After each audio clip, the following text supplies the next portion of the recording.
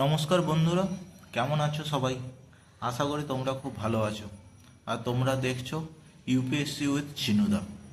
আজকের এই ভিডিওতে আমরা দেখব বেসিক অফ অ্যান্সার রাইটিং বাংলাতে। পুরো বাংলায় আমরা দেখব যে অ্যান্সার রাইটিং কী করে লিখতে হয়, তার বেসিক ফান্ডামেন্টাল কী হওয়া উচিত, তোমরা কোথা থেকে জানবে, সমস্ত কিছু এই ভিডিওতে আমরা জানতে পারবো। আর যদি তোমরা এই চ্যানেলে নতুন হও তাহলে চ্যানেলটিকে অবশ্যই সাবস্ক্রাইব করে দিও, আর ভিডিওটি ভালো লাগলে পরে লাইক করে দিও। ঠিক আছে, চলো শুরু করা যাক অ্যান্সার রাইটিং। অ্যান্সার রাইটিং কোথায় করতে হয়? অ্যান্সার রাইটিং বেসিক্যালি যেগুলো ডেসক্রিপটিভ টাইপ কোশ্চেন আছে, যেমন ইউপিএসসির এখনকার যে সিলেবাস আছে, 250 নম্বরের পরীক্ষা হয়। 250 নম্বরের মধ্যে কি হয়, 10 করে 20টা কোশ্চেন থাকে। 10টা হচ্ছে 10 মার্কের আর 10টা হচ্ছে 15 মার্কের। তো এই কোশ্চেনগুলো ফুল ফর্মে লিখতে হয়। 10 মার্কের কোশ্চেনের জন্য ওয়ার্ড লিমিট যেটা থাকে সেটা হচ্ছে 150 ওয়ার্ডের লিমিট, আর 15 মার্কসের কোশ্চেনের জন্য থাকে 250 ওয়ার্ড লিমিট থাকে। তাহলে ঠিক আছে। আর ইউপিএসসিতে পেজও ডিভাইড করা থাকে, যেমন 10 নম্বরের কোশ্চেনের জন্য 2টো পেজ দেওয়া থাকে, 2টো পেজ, আর 10 নম্বরের জন্য 2টো পেজ, আর 15 নম্বরের জন্য 3টে পেজ। আর অপশনাল যখন থাকে, অপশনালে 20 নম্বরেরও কিছু কোশ্চেন থাকে, তো 20 নম্বরের কোশ্চেনের জন্য 4টে পেজ দেওয়া হয়। ঠিক আছে, এই পেজের মধ্যেতেই লিখতে হবে। কিন্তু মনে রাখতে হবে যে এই ওয়ার্ড লিমিট ছাড়িয়ে গেলে কিন্তু ইউপিএসসি পেনাল্টিও করে। আর এই অ্যান্সার রাইটিংটা খুবই ইম্পর্ট্যান্ট, কারণ ডাব্লিউবিসিএসও সিলেবাস চেঞ্জ করেছে। তো নতুন যে সিলেবাসে পরীক্ষা হবে সেখানে এই অ্যান্সার রাইটিং জানতে হবে। তো এটা বেটার যে এখন থেকে অ্যান্সার রাইটিংটা শিখে নেওয়া। অ্যান্সার রাইটিং ইউপিএসসির ক্ষেত্রে যদি পার্টিকুলারলি বলা হয়, একটা তো সবচেয়ে বেশি এখনকার দিনে টাফ হচ্ছে প্রিলিমস পরীক্ষা পাস করা। আর প্রিলিমস পাস করার পরে সেকেন্ড ইম্পর্টেন্ট চেঞ্জ হচ্ছে অ্যান্সার রাইটিং করা। Without answer writing mains pass করা কিন্তু পসিবল না। অ্যান্সার রাইটিংয়ের জন্য কিন্তু অনেক পরিশ্রম দরকার, অনেক প্র্যাকটিস দরকার। কারণ ইউপিএসসিতে 5 দিন পরীক্ষা হয়। একটা সকালে একটা শিফটে হবে, সকাল শিফটে একটা, আর ইভিনিং শিফটে, আফটারনুন শিফটে একটা পরীক্ষা হয়। তো এই পরীক্ষাটা হয় 250 নম্বরের, এই পরীক্ষাটা হবে 250 নম্বরের। তো এটার জন্য কি দরকার?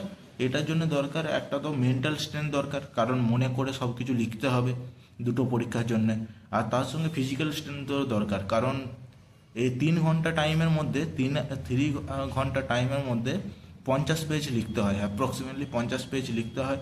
50 পেজ লিখতে হয়, কিন্তু এর মধ্যেই আবার ভাবনাটাও ইনক্লুডেড, মানে ভাবনা ভেবে চিনতে 50 পেজ লিখতে হবে, যেটা খুব একটা সহজসাধ্য ব্যাপার না। অনেকে হাত আঙুলের ব্যথা শুরু হয়ে যায়, পেন কিলার খেতে হয় পরীক্ষাগুলোকে কমপ্লিট করার জন্য। তো আমি এবারে তোমাদের বলছি, কারণ আমি এবারে 2024-এর মেন্স দিয়েছিলাম। 2024-এ মেন্স দিয়েছিলাম, তো আমার অভিজ্ঞতা আছে যে কি করে মেন্সে লিখতে হয়, কত পেপার কমপ্লিট করা, কি করে পেপার কমপ্লিট করতে হয়। কিন্তু ইউপিএসসিতে একটা ব্যাপার আছে, ইউপিএসসি যে পেপার, ম্যাক্সিমাম জন কি হয়, পেপার কমপ্লিট করতেই পারে না। পেপার কমপ্লিট করাটা মানে পেপার কমপ্লিট করা বলতে 20টা কোশ্চেন করা, সেটা খুব একটা চাপের ব্যাপার হয়ে যায়। তো এখন থেকে যদি তোমরা প্র্যাকটিস করো, তাহলে আশা করব তোমাদের যখন পরীক্ষাতে যখন অ্যাপিয়ার হবে, তখন তোমাদের ভালো রকম তোমরা অভিজ্ঞতা হয়ে যাবে যে কী করে পেপার কমপ্লিট করতে হয়, কী স্ট্র্যাটেজি দরকার পেপার কমপ্লিট করার জন্য। এবারে যদি অ্যান্সার রাইটিং বলা হয়, অ্যান্সার রাইটিংয়ের জন্য কি, একটা তো ওয়ার্ড লিমিটের মধ্যে লিখতে হবে, ওয়ার্ড লিমিটের মধ্যে। আর একটা হচ্ছে যে ডিমান্ড আছে কোশ্চেনে, সেই ডিমান্ডটাকে ফুলফিল করতে হবে। ফালতু তুমি যেটা জানো সেটা লিখলে কোনোদিনই নাম্বার পাবে না। যেই কোশ্চেনের ডিমান্ড হয়েছে, ইউপিএসসি যে কোশ্চেন ডিমান্ড করেছে সেই ডিমান্ডের উপর লিখতে হবে, তারপরেই তুমি তোমার নাম্বারটা পাবে। ঠিক আছে, এবারে কি হবে, এবারে হচ্ছে অ্যান্সার রাইটিং। যদি দেখি অ্যান্সার রাইটিংয়ের কখন শুরু করা উচিত যদি টাইম দেখা যায়। অ্যান্সার রাইটিং তো কম করে প্রিলিমসের জন্য প্রিপারেশন হওয়ার আগে অ্যান্সার রাইটিংয়ের কিছু পেপার কমপ্লিট করা অবশ্যই উচিত, যাতে পেপার টাইম ম্যানেজমেন্টটা কমপ্লিট হয়ে যায়, কী করে কোশ্চেন লিখতে হয় সেগুলো তোমাদের সম্বন্ধে আইডিয়া হয়। সেই জন্য প্রিলিমসের আগে অ্যান্সার রাইটিং তো অবশ্যই করা উচিত। না হলে ওই প্রিলিমস থেকে মেন্সের মধ্যে ওই যে 3 মাসের সময় থাকে, ওই 3 মাসের সময়ের মধ্যে অ্যান্সার রাইটিং করা, তারপরে রিভাইজ করা, এগুলো পসিবল হয়ে ওঠে না। তো অ্যান্সার রাইটিংয়ের জন্য প্রথম থেকেই তৈরি হওয়া উচিত।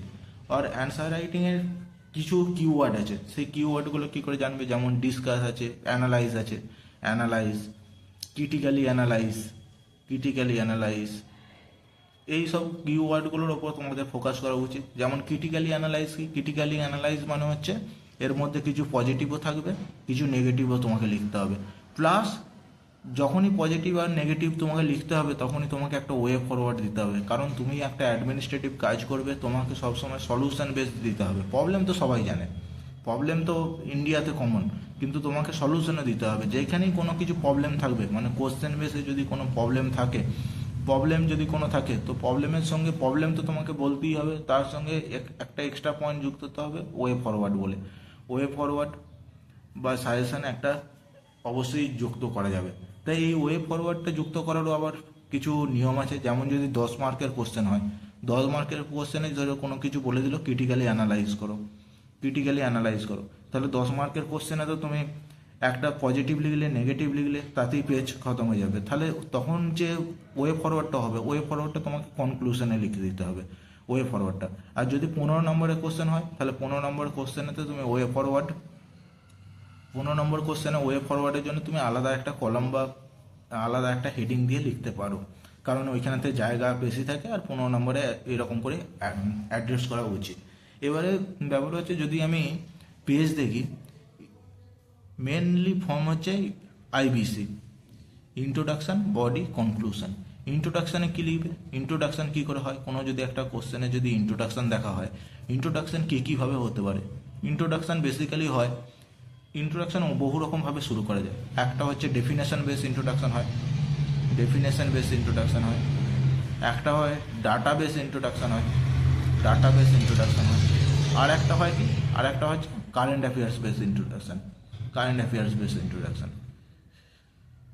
এবারে তুমি এই তিনটের মধ্যে যে কোনো একটাকে চুজ করতে পারো, যে কোনো একটাকে চুজ করতে পারবো, কিন্তু বেটার হয় যদি কোনো কারেন্ট অ্যাফেয়ার্স বা ডাটাবেস যদি ডেফিনেশন হয় তাহলে সবচেয়ে বেটার হয়। কিন্তু তিনটেকেই করা যেতে পারে, এমন কোনো নয় যে ডেফিনেশন বেস করা যায় না, অবশ্যই তিনটেকেই করা যেতে পারে।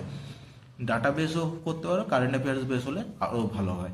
এবারে ইন্ট্রোডাকশান হয়ে গেলো, ইন্ট্রোডাকশানের পর বডি, বডিতে কি লিখবে, বডিতে লিখবে যেটা কোশ্চেনের ডিমান্ড, যেটা কোশ্চেন যেটা জানতে চাইছে সেটা তুমি বডিতে লিখবে। সেটা হতে পারে পজিটিভ, সেটা হতে পারে নেগেটিভ, সেটা হতে পারে যা কিছু হতে পারে, বডিতে সেটা লিখলে। তারপরে কনক্লুশন, কনক্লুশনে কি লিখবে, কনক্লুশনে সবসময় একটা ফিউচার ওরিয়েন্টেড হওয়া উচিত, future oriented, futuristic oriented conclusion হওয়া উচিত, যেখানে তোমাকে দেখাবে তুমি একটা পজিটিভ পার্সন, অপটিমিস্টিক পার্সন, যেখানে তুমি চাইছো সব কিছু ভালো হোক, সলভ হোক। কনক্লুশন এটা করা যেতে পারে। বা কনক্লুশনের জন্য আর একটা ভালো আছে এসডিজি, যে সাস্টেনেবল গোল আছে, এসডিজির কোনগুলো আছে যদি এসডিজির সঙ্গে কানেক্ট করা যায় তাহলে সেটা হচ্ছে বেটার হয়। এই দুটোভাবে কনক্লুশন করতে পারো, একটা হচ্ছে তুমি সলিউশন বেস কনক্লুশন অথবা এসডিজি বেস কনক্লুশন করা যেতে পারে। এবারে যদি দেখা যায়, এবারে বডিতে কি করবে, বডিতে, বডি যখন লিখবে, মনে করো কোনো একটা কোশ্চেনের ডিমান্ড এসেছে বডি, এটাকে চেষ্টা করবে যে যত পেস্টেল, পেস্টেল অ্যাপ্রোচে করার জন্য, পেস্টেল অ্যাপ্রোচে এটাকে ভাঙার জন্য। মানে এটা কি কি, বডি যে তুমি যে অ্যান্সার লিখছো, অ্যান্সারটা মাল্টি ডাইমেনশনাল হতে হবে, মাল্টি ডাইমেনশনাল, যদি বলা হয় মাল্টি ডাইমেনশনাল।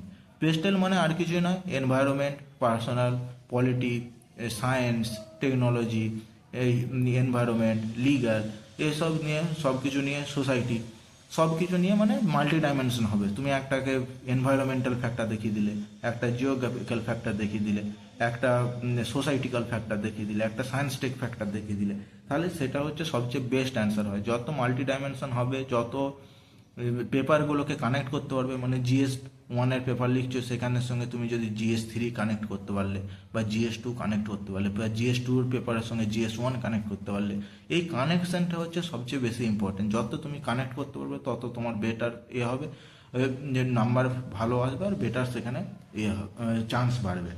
ঠিক আছে, এইগুলো হলো মেনলি ইন্ট্রোডাকশানের এবারে হচ্ছে তোমরা কী করে প্র্যাকটিস শুরু করবে। যদি দেখো তোমরা প্র্যাকটিস শুরু করবে কি করে, স্টার্ট করবে কি করে, স্টার্টে দেখো সবারই প্রবলেম হবে। স্টার্ট এমনি এমনি শুরু হয় না। তুমি এক তো তোমার কাছে প্রথমে একটা কন্টেন্ট থাকবে না স্টার্ট যখন করবে, কিন্তু তুমি এই কন্টেন্টের জন্য ওয়েট করে বসে থাকবে না, আগে থেকে শুরু করো। কন্টেন্ট হবে না, তুমি লেখার মনে করবে যে তুমি সব কিছু জেনে নিই তারপরে শুরু করো, কিন্তু এটা ভুল অ্যাপ্রোচ। তুমি পড়ছো, পড়ার সঙ্গে সঙ্গে এখন থেকেই প্র্যাকটিস করা শুরু করে দাও।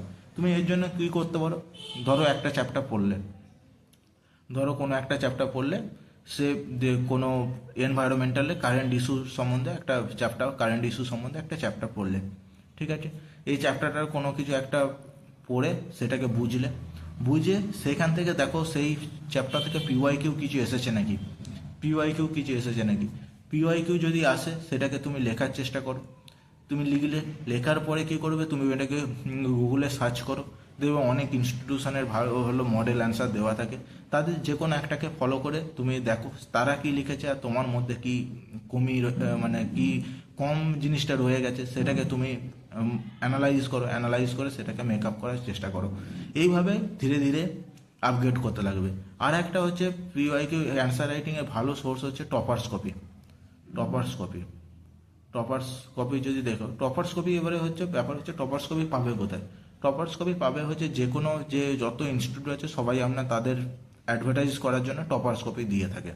তো সেই টপার্স কপিগুলো দেখবে, কিন্তু টপার্স কপিগুলো চেষ্টা করবে সেই রকম টাইমে দেখার যারা এক্সামের প্রিপারেশন ফুল মুহূর্তের আগের মুহূর্তেতে ছিল। মানে ধরো যদি সেপ্টেম্বরেতে এক্সাম হয়, তাহলে সেই টপার কপিগুলো যদি ওই মেন্স আর প্রিলিমসের মাঝখানেতে লেখে, সেই টপার্স কপিগুলো সবচেয়ে বেটার, কারণ তারা তখন প্রিপারেশনের ফুল রেঞ্জে ছিল, মানে প্রিপারেশনের টপ লেভেলে ছিল। সেই রকম টাইমে টপার্স কপিগুলো দেখবে, আর টপার্স কপির সঙ্গে তোমারও অ্যান্সার ম্যাচ করাবে যে কোন জায়গায় ভুল হয়েছে, কী অ্যাড করতে পারো সেখান থেকে। কোনো যেমন এথিক্সের পেপারে টপার্স কপি সবচেয়ে ভালো কাজ করে কি, এথিক্সের পেপারে তুমি ওইখান থেকে এক্সাম্পল নিতে পারো। এক্সাম্পল কালেক্ট করার জন্য এথিক্স পেপার হচ্ছে সবচেয়ে, টপার্স কপি হচ্ছে বেটার। সেখান থেকে টপার্স কপি নিয়ে এক্সাম্পল কালেক্ট করো, এক্সাম্পল কালেক্ট করে তোমার একটা নোটস এতে বানাও, সেটা দিয়ে শুরু করো। এইভাবে ধীরে ধীরে ধীরে ধীরে টপার্স কপি, পিওয়াইকিউ, আর এই দুটোকে দেখো, পিওয়াইকিউকে সার্চ করো, সার্চ করে তুমি নিজে লিখতে লাগো। প্রথমেতে ফার্স্ট তুমি নিজে লেখো, প্রথমেতে তুমি নিজে লেখো, নিজে লেখা হয়ে গেলে তারপরে সেইটার সঙ্গে ম্যাচ করাও। ম্যাচ করিয়ে তোমার যেগুলো মিস করে গেছো, মানে কোনো ডাইমেনশন যদি মিস করে যাও বা কোশ্চেনের যদি আসল ডিমান্ডটা মিস করে যাও, তাহলে সেইগুলোকে করার চেষ্টা করো, ঠিক আছে। যদি এবারে আমি যদি একটা পিওয়াইকিউ কোশ্চেন দেখি, এটা হচ্ছে 2024-এর পেপার এসেছিলো, 2024-এর এই পেপারটা দেখো। এইখানে একটা কোশ্চেন নিচ্ছি আমি, যদি কারেন্ট ইস্যু সম্বন্ধে দেখি, ক্লাউড বাস্ট। ক্লাউড বাস্ট এখন ক্রমশই হচ্ছে, তো ক্লাউড বাস্ট সেইরকম একটা কোশ্চেন দিয়েছিল, what is the phenomenon of cloud burst explain. এইটার ক্ষেত্রে তুমি কি করতে পারো, এটা যদি ক্লাউড বাস্ট সম্বন্ধে যদি হয়, ক্লাউড বাস্ট সম্বন্ধে, তাহলে তুমি এখানেতে চালু করতে পারো দু তিনই উপায়। একটা তো ইন্ট্রোডাকশান কী লিখবে, ইন্ট্রোডাকশানে কী লিখবে, বডি কী লিখবে, আর কনক্লুশনে কী লিখবে। এর মধ্যে দেখো 150 ওয়ার্ডের যদি হয়, তাহলে ইন্ট্রোডাকশানকে তুমি কখনোই 20 থেকে 20 থেকে 25 ওয়ার্ডের বেশি লিখতে পারবে না, সেটা মনে রাখে যেন। 150 ওয়ার্ডে 20 থেকে 25 ওয়ার্ড এটা, 20 থেকে 25 ওয়ার্ড এটা, ঠিক আছে। আর বাকি তোমার বডিতে আসবে, ঠিক আছে। এই দুটো হচ্ছে, দুটো পেজ থাকে, দুটো পেজকে কভার করাটা তো অত ইম্পর্টেন্ট না, মেনলি ফোকাস ইউপিএসসি কন্টেন্টের ওপর করে, কিন্তু কমপ্লিট করাটাও একটা চাপের ব্যাপার হয়ে যায়। তাহলে ইন্ট্রোডাকশান 20 থেকে 25 ওয়ার্ড, আর কনক্লুশনও 20 থেকে 25 ওয়ার্ড, বাকি বডি সম্বন্ধে আছে। এবারে যদি ক্লাউড বাস্ট সম্বন্ধে তোমাকে বলেছে যে ক্লাউড বাস্টের ফেনোমেনাটা কী, কোশ্চেনটা দেখো, what is the phenomena of cloud burst and explain. তাহলে ক্লাউড বাস্ট কী, ক্লাউড বাস্ট তো এখন সবসময় হচ্ছে, সবসময় বর্ষার সময় সবসময় নিউজে থাকে। তাহলে এটাকে তুমি শুরু করতে পারো, ইন্ট্রোডাকশানকে শুরু করতে পারো। একটা তো ডেফিনেশন দিয়ে শুরু করতে পারো যে ক্লাউড বাস্ট কী। ক্লাউড বাস্ট হচ্ছে যদি 1 ঘন্টাতে 100 mm এর বেশি বৃষ্টিপাত হয়, সেটাকে ক্লাউড বাস্ট বলে। তুমি এইরকম ডেফিনেশন দিয়ে শুরু করতে পারো, 100 mm বৃষ্টিপাত হচ্ছে 1 ঘন্টার মধ্যে, এটা দিয়ে শুরু করতে পারো। বা তুমি ডাটা দিয়ে শুরু করতে পারো, ডাটা দিয়ে যদি শুরু করো, ডাটা বা কারোর কিছু নিয়ে এলে, WMO ডাটা নিয়ে এলে বা UNEP ডাটা নিয়ে এলে, যে এগুলো দিয়ে বললে যে পৃথিবীতে ক্লাউড বাস্ট এত পরিমাণে বেড়ে গেছে, তার মধ্যে ইন্ডিয়াতে এত % বেড়েছে ক্লাউড বাস্ট, এটা করতে পারো। কিংবা কারেন্ট অ্যাফেয়ার্স দিয়ে শুরু করতে পারো। কিছুদিন আগে যে ওয়ায়ানাদের ল্যান্ডস্লাইড ছিল, ওয়ায়ানাদের ল্যান্ডস্লাইড যেটা নিউজে ছিল, ওয়ায়ানাদের ল্যান্ডস্লাইড অ্যাকচুয়ালি হয়েছিল ক্লাউড বাসের জন্য। তুমি ওইটা দিয়েও শুরু করতে পারো যে ক্লাউড বাসের জন্য ওয়ায়ানাদে একটা ভয়ঙ্কর ল্যান্ডস্লাইড হলো, ল্যান্ডস্লাইডে এত লোকের এত ক্ষয়ক্ষতি হলো। যে কোনো কিছু দিয়েই শুরু করতে পারো, ঠিক আছে। এবারে তুমি বডিতে কী লিখবে, বডিতে কী লিখবে, বডিতে লিখবে ফেনোমেনা ও ক্লাউড বাস্ট কী করে হয়, ক্লাউড বাস্ট কী করে হচ্ছে সেটা তুমি লিখলে ক্লাউড বাস্ট যেখানেতে হচ্ছে যদি পাহাড়ি এরিয়ায় ক্লাউড বাস্ট হয় কিসের জন্য, পাহাড়ি এরিয়ায় ক্লাউড বাস্ট হয় হচ্ছে তাড়াতাড়ি কুলম্বোনিম্বাস ক্লাউড তাড়াতাড়ি ওই পাহাড়ের লেগে উঠে যায়, ওরোগ্রাফিক এফেক্টের ফলে একটা ক্লাউড বাস্ট হয়। আর একটা ক্লাউড বাস্ট হয় কিসের জন্য, যেমন ওই 2013 যে উত্তরাখণ্ডের ক্লাউড বাস্ট হয়েছিল উত্তরাখণ্ডে, সেটা কিসের জন্য হয়েছিল, যে আমাদের ওয়েস্টার্ন ডিস্টারবেন্স আছে, ওয়েস্টার্ন ডিস্টারবেন্সটা অ্যাকচুয়ালি শীতকালেতে কি হয়, হিমালয়ের যদি আমি ইয়ে করি, হিমালয় যদি এখানে হয়, ওয়েস্টার্ন ডিস্টারবেন্সটা হিমালয়ের উত্তর দিকে চলে যাওয়া দরকার শীতকালের দিনেতে, কিন্তু এখন ক্লাইমেট চেঞ্জের জন্য কি হচ্ছে, কিছু কিছু সময় এই ক্লাউড বাস্টের যে ময়েশ্চার ওয়েস্টার্ন ডিস্টারবেন্স আছে সেটা এই হিমালয়ের সাউথে চলে আসছে। তাহলে এই হিমালয়ের এই south western disturbance plus monsoon wind দুটো মিলিয়ে ক্লাউড বাস্টের একটা সৃষ্টি করছে, সেটা তুমি বলতে পারো। এরকম করে তোমার কাছে যত ইনফরমেশন আছে কারণ কি কি আছে ক্লাউড বাস্টের সেগুলো তুমি বলতে পারো। একটা তো ক্লাউড বাস্ট হওয়ার পেছনে একটা কারণ হচ্ছে এখনকার দিনে সি টেম্পারেচার যে বাড়ছে, সি টেম্পারেচার হচ্ছে, টেম্পারেচার বাড়লে কি হচ্ছে, টেম্পারেচার বাড়লে বেশি পরিমাণ ও ময়েশ্চার কালেক্ট করছে, ময়েশ্চারকে কালেক্ট করে কোনো জায়গায় বাধা পেলে সেখানেতে এক জায়গাতে বৃষ্টি হয়ে যাচ্ছে। এরকম করে তোমার কাছে যতগুলো কারণ আছে মাল্টি ডাইমেনশন কারণ বললে, এবারে কারণ বলার সঙ্গে সঙ্গে এবারে তুমি যদি বডি হয়ে গেল, বডির সঙ্গে তুমি এবারে কনক্লুশনে কি লিখবে, কনক্লুশনে তো ক্লাউড বাস্ট হচ্ছে, কিন্তু ক্লাউড বাস্টের জন্য আমাদের গভর্নমেন্ট অফ ইন্ডিয়া কী স্টেপ নিচ্ছে সেই স্টেপগুলোকে তুমি দেখাতে হবে। মানে তোমাকে এখানে কি ক্লাউড বাস্ট হচ্ছে একটা প্রবলেম, এটা একটা, সেই প্রবলেমটাকে স্ট্রাগল করার জন্য সে কীভাবে স্টেপ নিচ্ছে, সেটা হতে পারে সেন্ডাই ফ্রেমওয়ার্ক হতে পারে বা আরও অন্য কিছু হতে পারে। সেরকমভাবে তোমাকে তুলে ধরতে হবে কনক্লুশনেতে, তুলে ধরে এটা একটা পজিটিভ অ্যাপ্রোচে শেষ করতে হবে, যেন কোশ্চেনটা অ্যান্সারটা চেক করার পরে যেন এক্সামিনারকে লাগে যেন তুমি একটা পজিটিভ অপটিমিস্টিক পার্সন, যে তুমি সবসময় পজিটিভ করো। কারণ তোমাকে অ্যাকচুয়ালি প্রবলেমগুলোকে সলভ করতে হবে, এই প্রবলেমগুলো তো আছে, এই প্রবলেমগুলোকে তোমাকে সলভ করতে হবে। সেই জন্যই তুমি এইরকমভাবে কনক্লুশন করতে পারো পজিটিভ অ্যাপ্রোচে। সেন্ডাই ফ্রেমওয়ার্ক একটা ধরতে পারো, সেন্ডাই ফ্রেমওয়ার্ক খুবই এখনকার দিনে ইম্পর্টেন্ট একটা এইসব এই ডিজাস্টারের জন্য করতে পারো। কিংবা এনডিএম এর কি গাইডলাইন্স আছে, এনডিএম এর গাইডলাইন্স তুমি বলতে পারো। এইভাবে তুমি অ্যান্সার রাইটিং শুরু করতে পারো। মানে প্রথমে তোমাকে মনে রাখবে ইন্ট্রোডাকশন এই তিনভাবে চালু করা যায়, definition, data, current affairs base. বডিতে তোমার যে কোশ্চেনের ডিমান্ড আছে সেইটা, আর কনক্লুশনে অবশ্যই সেটা ওয়ে ফরওয়ার্ড হবে বা কোনো একটা অপটিমিস্টিকভাবে সেটা একটা কনক্লুশনে সেটা হবে, কনক্লুশন অপটিমিস্টিকভাবে শেষ হবে। ঠিক আছে, আজকের ভিডিওটা এই পর্যন্তই শেষ করলাম। পরবর্তীকালে আরও এই অ্যান্সার রাইটিংয়ের ওপর ভিডিও নিয়ে আসবো যদি তোমাদের ভালো লাগে। আর ভিডিওটি ভালো লাগলে অবশ্যই লাইক করে দিও, আর কোনো অসুবিধা থাকলে আমাকে কমেন্ট করে জানিও কী অসুবিধা আছে, আমি সেটাকে সলভ করার চেষ্টা করব। আর অ্যান্সার রাইটিং তোমরা এখন থেকে শুরু করো, প্র্যাকটিস করো, সেটা তোমাদের জন্য বেটার হবে। ঠিক আছে, বাই বাই।